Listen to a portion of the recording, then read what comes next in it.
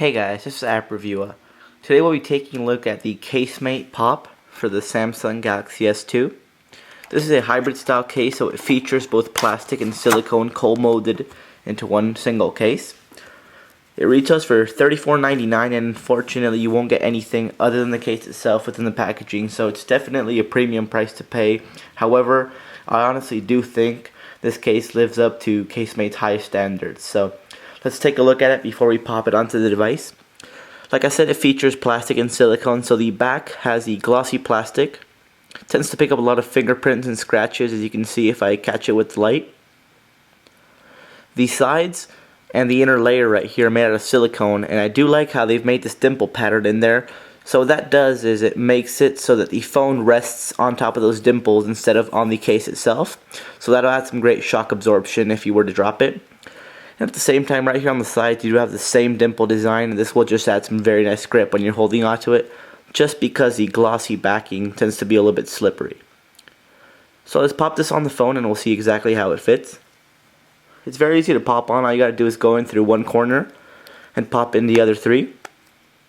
I do have a screen protector installed on my phone, and I don't have any issues with bubbling at all. So let's take a look at the ports and the cutouts. Right here on the back, you do have a very nice cutout for the camera and the flash.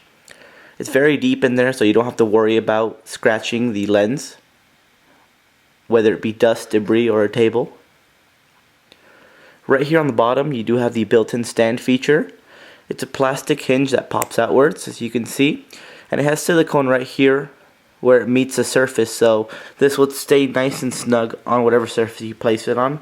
In this case, you can use it both in portrait and in landscape mode. In landscape, it is a little bit top heavy, so if you were to press right here, it tends to fall over just a little bit, but it's very sturdy in landscape mode, and it works just fine when using it, whether it be watching movies or video. And this folds in very nicely. It's nice and flush with the surface, so you don't have to worry about it. And definitely a good feature if you tend to watch movies or do some stuff on your device in landscape mode. At the bottom, you do have a nice cutout for the speaker. Works perfectly. As you can see, it's cut out nicely, so no issues with sound muffling at all.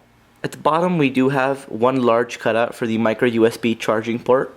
It's large enough to let you use any sort of cable in there, but at the same time it does leave it a little bit exposed, so it might get scratched up if you get something in there. The cutout for the secondary microphone is perfect, so you don't have to worry about that. In terms of the screen, I am very pleased with the way that they've done this. So it has a great lay on the table design. The rubber rim all around here would do two things. First of all, if you were to drop this case and it fell screen side first, then the rubber will take the impact before taking the screen. And secondly, you can place this screen side down on any surface, and that'll lift the screen up off the surface. On the left hand side, you do have that dimple design, like I said, so that adds some great grip. It's very comfortable to hold. It's very soft, and at the same time it's texturized, so it's nice to grab onto. You also have a rubber nub for the volume up and down. It's very pronounced, and as you can see, it is just a little bit raised, so it's very easy to press. You don't have to worry about the responsiveness or anything. It feels just like pressing the naked button. Then you have a cutout for the lanyard jack. Seems to work pretty fine. I really haven't tested it out because I don't use that function. At the top, you do have two cutouts once again. The headphone jack seems to be a little bit off in terms of the cutout, but it works just fine because it is a large enough cutout. And the primary microphone works fine. No issues with sound muffling or the quality at all. And finally, on the right hand side, once again you see the same dimple pattern, and the power button is covered with silicone. Once again, very easy to press, super responsive, no issues there. So while the pop case itself might add a little bit of weight, bulk, and thickness, I definitely think it's worth it because by adding all that, you get some great protection out of it. Probably more protection than you're going to get out of any case other than the OtterBox commuter style case. So, like I said, you'll get great grip from the sides. The inner layer of silicone will add some great shock absorption, while the plastic backing will keep it very rigid. You can slide it in and out of your pocket very easily because it's just glossy. And really, what the plastic's main job is, it keeps the silicone very sturdy and rigid. And the only part where it's actually a little flimsy is right here on the sides. So you really have to press hard to move it out. And the reason it is flimsy is just so that you can put the phone in and out very easily without any issues. But once again, it is very tight fitting, so you don't have to worry about any dust or debris getting in these holes right here. So I do like that.